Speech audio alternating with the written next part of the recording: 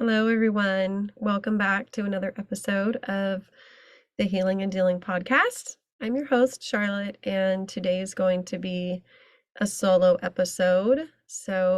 Just me sharing some reflections and thoughts about the last few months and what it's been like since I started the podcast. And also, I'm celebrating two special things, one being my 20th episode of the Healing and Dealing podcast, which is crazy. I know it may to some it only may seem like, oh wow, 20 episodes, big deal, but my gosh, it's huge to me. 20 episodes, that's 20 weeks of giving you myself, sharing content with you, sharing, all these beautiful people with you who have been guests on my podcast, sharing my family, sharing, deep, intimate details of my life. So it's a huge deal to me, and I want to celebrate that with all of my listeners. So I'm going to go through some reflections here in a minute, but I'm also celebrating 1 year of being alcohol free. Yay! 1 year of not drinking any alcohol. I'm just like still in shock thinking about it because I never thought that I would go a year without alcohol. It was such a part of me and a part of my identity that it just always seemed like, yeah, right. I'm probably going to drink forever. But first, I want to start. I feel like I'm going to sneeze. Sorry. Come on. Come out, sneeze. You know that feeling when you're just like, okay, where's it at? And of course, it's going to happen right now when I'm recording. Okay, it's not coming. Okay, so some major things that I went through when, having thoughts about this podcast and really trying to put things together to create it was imposter syndrome. That was like so huge for me, and the self-doubt. A lot of the thoughts that I would think were, why would anyone want to listen to me? I'm just, this regular mom, social worker, and wife. What do I have that's different than what other people are bringing to the table? And I remember, questioning myself and having all of these negative thoughts about how, I wasn't interesting and I didn't have a lot to say. Now I know that that's not true. It took really digging into myself and listening to my mentors and journaling about it, because I had to do that work before I could take this step to make the podcast and actually put myself out there on a vulnerable platform for, thousands of people to listen to.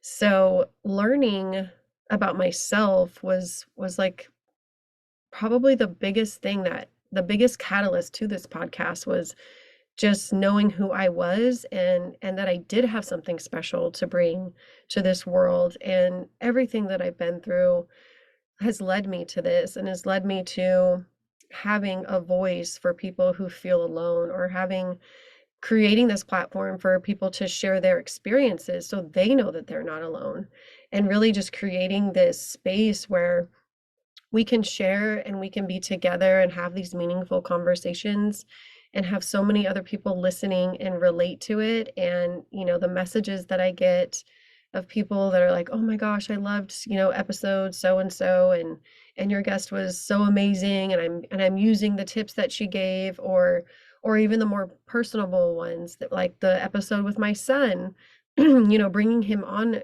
my podcast and having him share things about his life and asking those questions of, what do you think I did wrong as a mom? Or what do you think I could have done better? Or what do you think I could have done? Or what do you think I did right? It was mind blowing for me, to really sit back and just be the host and not be the mom, and hear him and listen to him and validate him.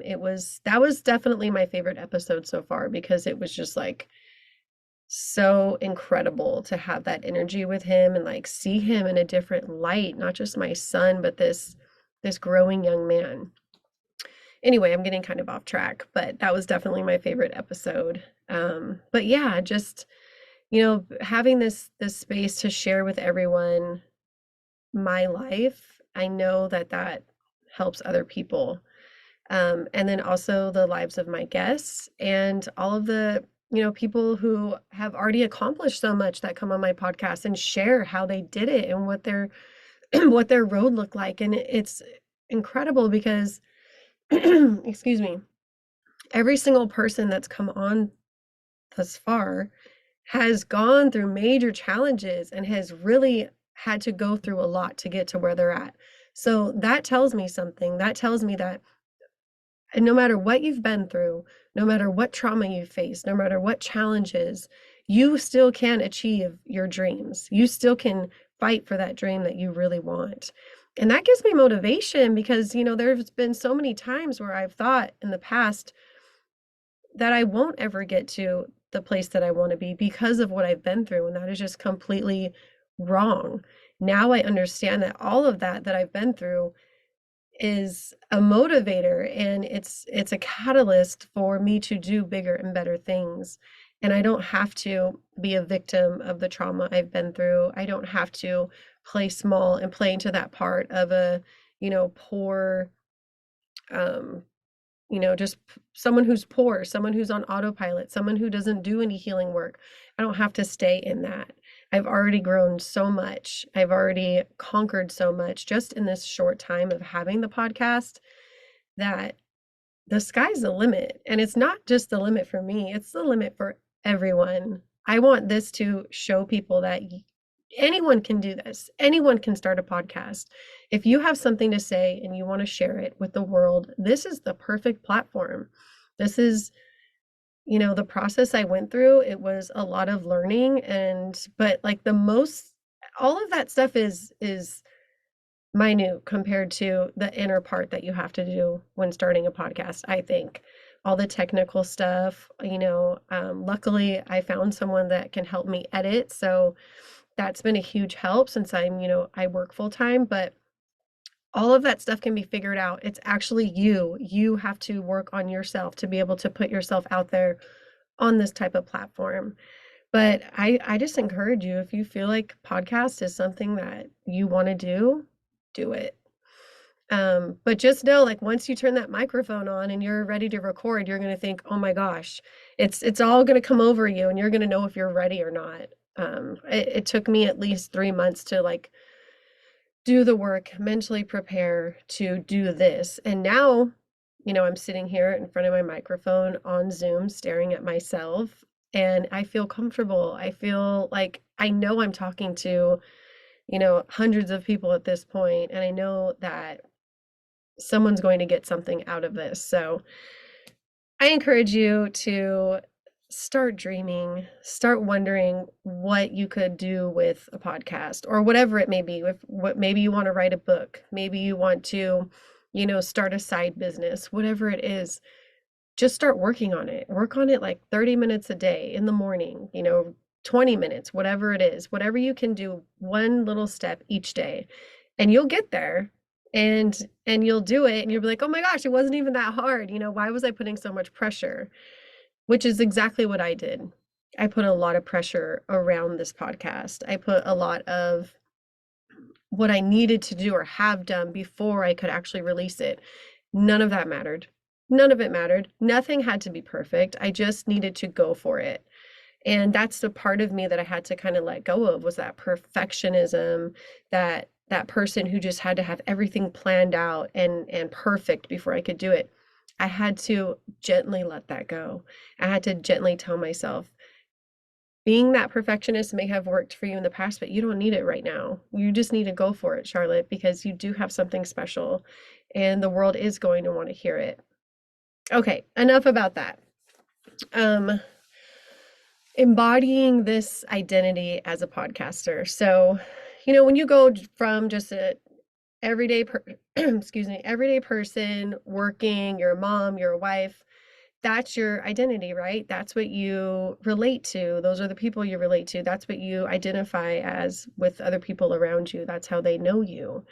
So when you're putting yourself out there as a podcast host, it's like this whole other identity opens up. And sometimes you worry, like, what are people going to think? And what, how am I going to look? How am I going to sound? And you worry about all those little things, right? And like, I'm not a podcaster. I've never been a podcaster. People aren't going to believe me. Like these are the thoughts that would go through my head until it just takes time, right? So for me, it was like, I had to really think of the word embodiment. I had to think of what that meant to me. And I knew it meant that I wanted to feel it in my body, which is what embodiment means. But to me, I'm a feeler, so it has to feel right. It has to align. I can feel it when something's right. And when I started recording and interviewing people, it felt right. I felt right at home. I felt like, okay, this feels completely aligned with who I am. I love this. So that embodiment of being a podcaster naturally grew. It's not going to be there right away. So anything you're going to try new, you're not going to just take on that identity. And I wasn't, totally sold on it right away. It took me time to even believe that I was a podcaster. And now, 20 episodes in, I believe it. Now I'm talking to people and I'm like, yeah, I have a podcast. Check it out. And I'll talk about episodes and I am a podcaster now. So it's incredible that the process that we go through when we're trying something new and we grow into that. We embody that identity over time. And another thing that has built over the course of the last 20 episodes is my confidence. So, I've learned that, you don't just have this innate confidence inside of you. This is something that builds with, self-trust. It builds with, loving yourself. It builds with how you act in certain situations. So for me, it was like, at first I was not confident, right? I knew I had a lot to give. I knew that it was there. I knew I wanted to do it, but I was like, oh my gosh, like everyone's going to judge me. I was so afraid, right? I was so nervous of how others were going to think of me, which isn't good, I know, but it's just, a little piece of me that's still there. So after time, the confidence grew just like the embodiment did. So at first it was like, I had to really like plan out what I was going to say, and I needed to know that there weren't going to be, blank or empty spots with no talking, and I was just so worried about that. Or if I said like too much, or so I just did it. So the confidence, it grew inside of me over time. Now, I mean, I'm not just like, I'm 20 episodes in. I'm definitely a lot more confident than I was on episode 1. You could probably hear it in my voice, the difference between episode 1 and now. The comfort level is better. The energy is better. I'm a little more free flowing, which is great, and I'm sure when I get to 100, it's going to be even better at that point. I'm just trying to kind of show you that the confidence wasn't there in the beginning. The self-doubt was, the negative talk was, and that was just, in June. And it took a lot of work to be able to even jump off that cliff and dive into this podcast. It took a lot of inner work, honestly. So I think, also during this time period, I've just gotten to know myself at such a deeper level, and I've had so much time to reflect. After every single episode, I listen to it back and I just think, wow, like I reflect on so much. I reflect on things that I said. I'm like, wait, maybe I shouldn't have said it like that, or I wish I would have said it like this, but we can't go back and change it. It is what it is. But there are so many moments where I can get into deep thought about what I said, or what the other person said, and what I could change in my life to really reach the point that I want to get to internally and externally. But like I said earlier, especially the episode, with my husband and with my son, those ones are so much different because they're so personal, right? So we are sharing our family with everyone. I was really nervous about the episode with my son because, I wanted to come from a place of the healer inside of me, the podcast host. I didn't want to sit here and be his mom. I wanted to allow him to share whatever he was feeling freely without feeling judged, without me getting defensive, without me, minimizing any of his feelings. I wanted him to be able to just be Irie. And that is exactly what happened. I really hope everyone gets a chance to listen to it because it was so cool to see him in this different light, like I said earlier, and hearing certain things, some parts really broke my heart, honestly. But as a mom, we know that we do things sometimes to protect our children and they might not understand it at the time. Gosh, my throat, I'm always having to clear my throat. I'm so sorry.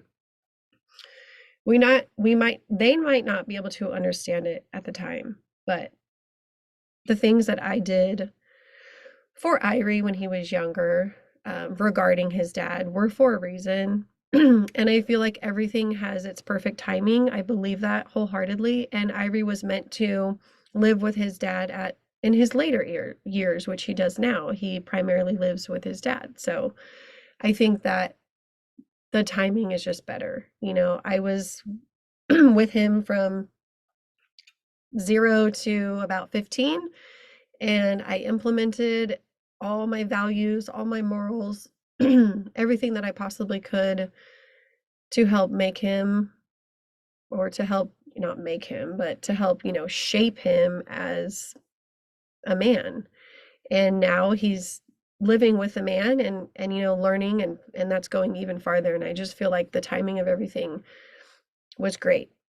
However, I will say it was very hard to let go and allow him to live with his dad, just because of my own personal things. I really had to let go of wanting to control. I had to let go of, making decisions for him.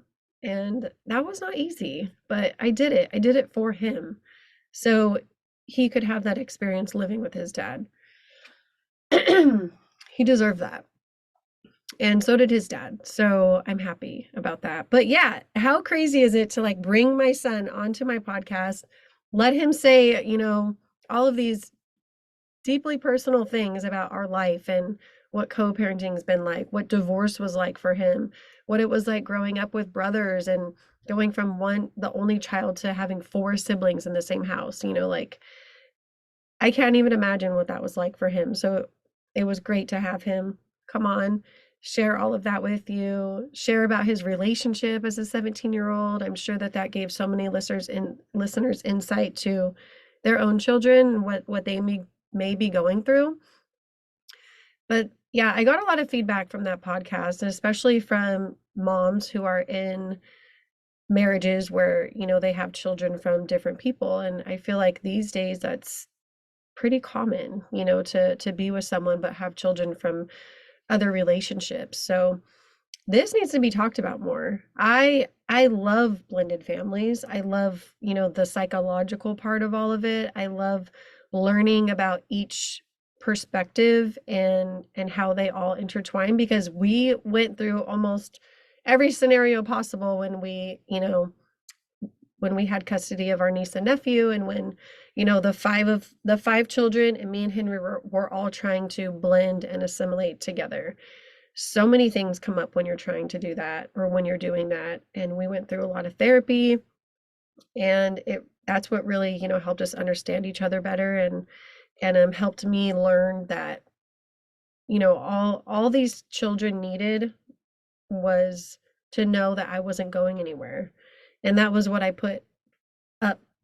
That's what I prioritize. I prioritize no matter what you do, no matter what you say to me, I'm not going anywhere. I'm here and I'm not going to leave you. I never wanted them to feel that, because a lot of people had left them before, and it was my mission to make sure I didn't leave them. So, yeah, sorry, that just kind of threw me off track a little bit. So I'm going to go into what I was going to go into, but I got sidetracked. I'm sorry. Something else I've learned over the last 20 episodes is, and I've said on this podcast before that I really just don't like small talk, right? I would consider myself an introvert, and I do not, like to small talk with a bunch of people. I can feel awkward in those types of spaces, right?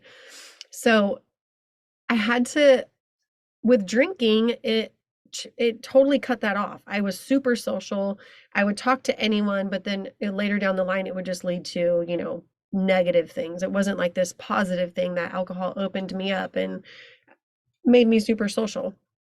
In the end, alcohol actually like made me annoying to people, and I would end up either getting in a conflict with someone or my husband, or I would, do something stupid and embarrassing. It was like never anything good came out of it, right? So I've had to really sit in this uncomfortable place and be uncomfortable in moments where I would normally go grab a drink. That has built some serious like grit inside of me, honestly. Shout out to Jenny for the word grit. Um, I learned that I really, really enjoy meaningful conversations. I'm not someone who is surface level. I'm a very deep person. If you ask my best friend of, what, almost 30 years now, she would tell you like I'm just a serious person. Like I would play all of like the slow romantic R&B songs, and I would always like just everything would be just deeper to me, right? It was like I couldn't I had a hard time just like not, or I had a hard time being surface level, which I tried to change for so many years. I was like a salmon swimming upstream, and it's not who I am. So now I'm embodying this, who I actually am for the first time as a 37-year-old woman. And that's all because I stopped drinking, which is crazy, right? It was such a safety blanket for me, and I leaned on it all the time. So now that I'm not leaning on it, I'm realizing that I'm just not a surface level person. I'm just not, and that is totally fine. I get so much more from the far and few in between deep conversations that I have.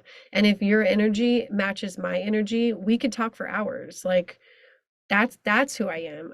I'm deep. I'm much more into like emotional conversation, or just being there for someone, for them to talk to, and being that soundboard or just a shoulder to lean on. Like that's the person that I am. I'm not it's just I've had to realize that, and I've had to really love that about myself, and I'm pretty much there. I'm still, I still get in places where I'm like, "Oh my God, like I don't know what to do with my body, like my hands, I feel awkward, I don't know how to stand," right? I'm still going through that, and that's okay. I'm gonna keep putting myself in those uncomfortable situations until I feel comfortable, just like right here, right now. The first episode, I was really nervous and uncomfortable, and now I don't even have a script. I'm just talking to all of you from my heart, and I'm comfortable and I'm flowing. Keep getting a little bit off track, but that's okay. I'm sure you guys are still hanging with me.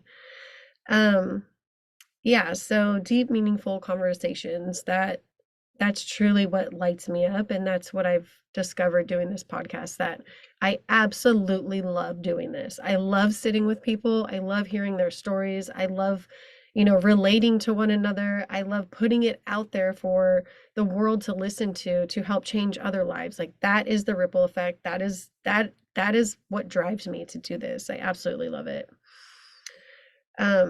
So I was thinking and I was reflecting, and like I've kind of mentioned already, going alcohol free and creating a podcast has gone hand in hand. So it's ironic that I'm celebrating, 20 episodes with my 1 year of being alcohol free.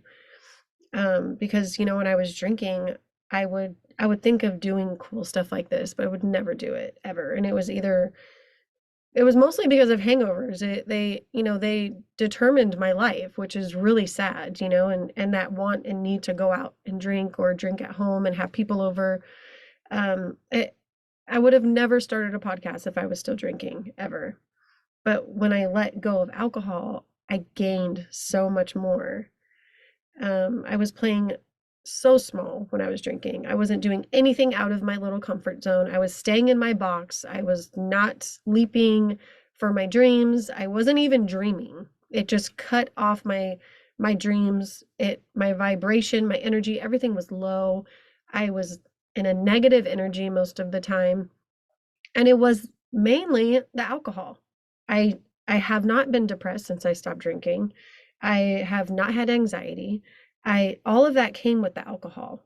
And I hope you guys hear me when I say that, because it's it I have moments of sadness, I have moments of where I cry, I have moments where I'm, like, worrying maybe about something, but it's not extreme. I'm not debilitated. I'm not in this, like, terrible funk for days at a time. I'm free of that because I stopped drinking, and I've gained so much more because I've stopped drinking. So, I've lost all these negative things and gained all these positive things. Why would I ever want to go back to that? And I feel like once you get curious and you experience life without it, you're going to see exactly what I'm talking about, because I have not met one person who has regretted not drinking. Never.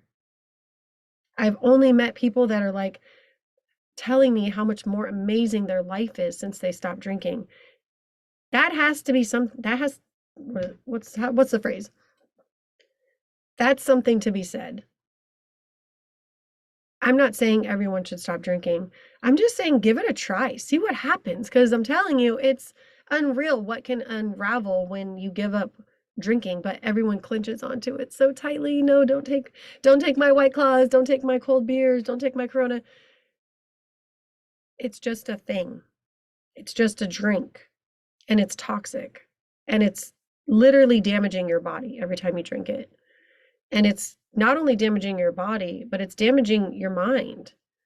And what your body goes through after you drink, you don't have to go through that. That's the beautiful part of it. Anyway, rant over. I would have never started a podcast if I was still drinking. I would have never gotten to know myself the way that I have if I was still drinking. My marriage could be over if I didn't stop drinking. I was on a runaway train going the other way, and it was everyone else's fault. That's interesting. I had to stop, make a U-turn, and come back to me and dig into Charlotte, because it wasn't everyone else's fault. I had work to do. And it brings tears to my eyes because I know so many other people live like that. And I'm proud of myself for not running and actually doing the work and loving myself enough to do that. Because I know not everyone does it. But I truly hope that anyone listening, if you're feeling anything like that, don't run. Talk to someone. DM me, text me, let's talk. We have to do the work inside of ourselves first before our life can be what we want it to be. So if you are not happy in your life, the first step is you working on you. And that is sometimes not what people want to hear. They think it's their husband, they think it's their mom, they think it's their dad, they think it's their friends. It's right here. You start with you. And there are steps that you can take, and I can tell you and I can show you what I did and what a lot of people around me that I've learned about, and friends that I've made that they've done. And there's I'm still doing this work, you guys. I did, these programs, and I had groups of people that I went through it with, but now I'm doing one-on-one work with a spiritual mindset coach, and I have gotten so much from it already, and it's been so beautiful because it's personal. It's things that I'm going through right now in my life. As the weeks go by and I meet with her, and we're talking about real life things and how they relate to my childhood, and what I can do different. And I'm learning all these techniques, and I've already done 3 programs, and I'm still learning. I'm still healing. I'm still working on myself because I still have habits that I go back to. I still revert back to that 5-year-old Charlotte who's scared and afraid and needs to defend herself. I still get aggressive. I still get defensive. Yes, it's less and it's so much better, but all of those things inside of me that I learned at a young age, I have to reparent them to break the cycle inside myself. And everything that I'm doing, my kids are going to do. it affects all of my relationships. So I want to get better. I want to heal. I want to see what's underneath all of this. I want to take the layers off. I want to peel the onion so I can show up as my best self, as the best possible version of Charlotte that I can be for me, number one, and for my family and for my friends. So, for example, I'll give you a quick one. I was doing some work last week on attachment styles, and I was asked, what was your attachment style when you were younger? And at first I thought, it was anxious. I never had anything predictable. I was worried all the time. It was, chaotic, right? But then I was like, wait, I had a secure attachment too with my mom. Like, we talked, we had the best bond. I always remember thinking, like, this is the type of mom I want to be to my kids. She talks to me, she listens to me. She never, makes me feel like I'm, a bad kid. Like, even when I messed up, she would just sit me down on the bed and talk to me. So I had both of these attachment styles, right? I had anxious and I had secure. And then I was asked, what is your attachment style now with your husband? And it was the same thing. It was anxious because, we have fights, and all throughout the past, 13, 14 years, a lot of anxious times, a lot of times where we don't know if we're good or we're not good, or trust issues or whatever it may be. That was back in the past. But we also have this very secure side where we do trust each other, where we know that person's not going anywhere. It's solid as a rock. So it's like, wow, what a coincidence. My attachment styles are exactly the same as they were when I was a child. What do I do about that? That's the question, right? So that's what I love about coaching and meeting with someone, because you can figure out what attachment style you have, but what if you want to change it? What if you want to work on that? What if you don't want to be this anxious person forever? Or what if you don't want to be this avoidant person? Like, you want to make changes, you want to heal those parts of you. So what I had to do, I had a flashback in the moment that I was talking to her. And I had a flashback to when I was like 7 or 8 years old, and my mom and her boyfriend were fighting really bad, like hitting, screaming, yelling. It was a really bad fight. And me and my brother were in the bedroom together, and just waiting for it to be over and crying. And all of a sudden, my mom and her boyfriend come in the room and they're like, "Hey, you guys, do you guys want to go to Belmont Park? Let's go to the beach. Let's ride the roller coaster." And we were like, "What is going on? You guys were just like, you were just beating my mom, and now you're going to take us all to Belmont Park."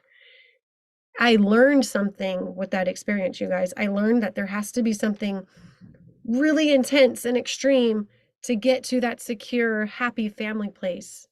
And that would happen a lot when I was little, because they wanted us to be happy, right? After we heard all that fighting. So after that, they would be like, "Let's do something fun." So I learned that intense way of communication, that intense way of living, and it's so toxic. So this is what stems, this is where my anxious attachment and secure attachment stems from. How incredible is it that I know that now, that I understand it? And I know that next time I get in that situation where I want something extreme, I want to feel that heightenedness because I'm trying to get to that secure spot, I'm trying to get to that happy spot. How can I cut out that extreme, chaotic, toxic part and just get to that secure spot? So the tool that I'm using now is when, me and Henry are fighting. This is personal, but I'm sharing it with all of you because I'm sure that many other go through this too, who've had chaotic lives and they're used to the drama. When we're fighting and I feel like I'm going to that place where it's like, whatever, like we're breaking up or whatever it may be, right? Extreme. I always shoot for the jugular. Instead, I'm going to tell him, like, "Listen, I'm really upset right now, but I need to know that me and you are secure and that you love me, because I'm going back to that place when I was a little girl." And he knows about it now. I told him, I shared with him, so that way when we're in that moment, I can say that and he'll know that I'm not 37-year-old resource Charlotte. I'm 7, and I want security, I want happy, I want peace, I want all of that without having to go through that extreme part. We haven't gotten the chance to test it out yet because we haven't had a fight. But next time we do, and I'm on the verge of creating something that doesn't need to happen, which is, that's me admitting that, I create shit out of nothing sometimes. And I think, maybe a lot of other people do too, because when you grow up in that type of environment, you're conditioned to be like that. I'm trying to uncondition that. I'm working on it. And I'm just sharing with you, the steps that I'm taking to do that. So I'll let you know how it goes when it happens. But the point is, I'm still doing inner work. I'm still trying to heal myself. Not trying, I am. I'm having, deep reflections. I'm learning about why I do things the way I do now and how it relates back to my childhood. I'm learning that I need to reparent myself even more. This healing journey is never ending. And I feel like every month that passes, I'm getting a little further and further, and layers are coming off. And I'm just so happy and excited for the future. And I absolutely love all of you, all of my listeners with my whole heart. I appreciate you, and especially the ones that text me and they're like, "Oh, I loved your latest episode." And it's like, wow, these people are really listening, and I have 2,000 downloads, and it's like all over the world too. It's not just in the United States, So thank you so much. And I also want to say one last thing. If anyone wants to come on here and share their story, let's do it. I know it can be scary. And if you need help getting through, all the thoughts and feelings that come up before you're going to do it, let me know. We can work together. I will work with you, and we can lay it all out and see, what do you want to talk about? What do you not want to talk about? And, work through those feelings. But people need to hear other people's stories, especially the really hard ones, especially the ones that were traumatic. Other people are out there that are going through the same thing, and they feel like no one else understands. They feel alone. So when you're thinking about sharing your story, think about that. Think about that person. Think about that woman who's crying on her couch and feels like she has no way out. What would she need to hear? What would you have needed to heard 5 years ago or 10 years ago? What do you wish someone would have told you? This is your chance to share it. This is your chance to tell the past version of you what she wanted to hear and needed to know. And if you would have known that, what would you have changed? There's so much that can be shared on this platform, and I truly wish and hope. And I know that you're coming. I know that there's people coming to me, but I really, really want to have these beautiful conversations with everyday people who have been through some shit and want to put it out there so people know that they're not alone and what they did to get through it. So maybe you're not through it yet. That's okay too. We can still talk. Sharing your story heals a part of you, and you learn things as you share it. I've learned so much from sharing my story, and I just want that for more people. So if you would like to, let me know. But anyways, congratulations to me. I have to celebrate myself. 20 episodes of the Healing and Dealing podcast and 1 year of being alcohol free. Thank you. I love all of you, the support that I get. I love each and every one of you, and I will see everyone on the next episode. Have a great day. Bye.